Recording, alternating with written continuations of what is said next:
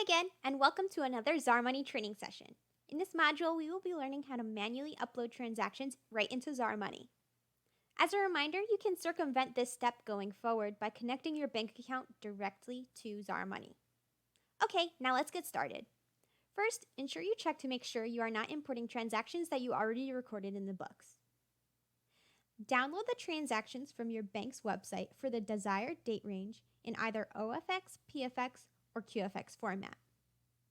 Then, in ZarMoney from the banking navigation, select Bank Accounts.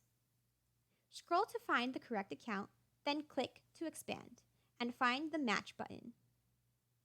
From this next screen, look for the Upload icon in the upper right-hand corner.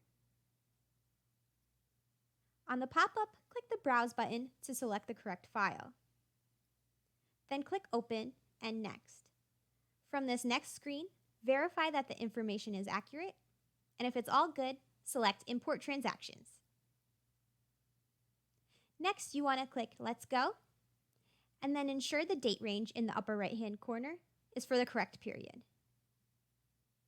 Okay, there you have it. Thank you for watching this ZarMoney training video. For more help, visit us at ZarMoney.com.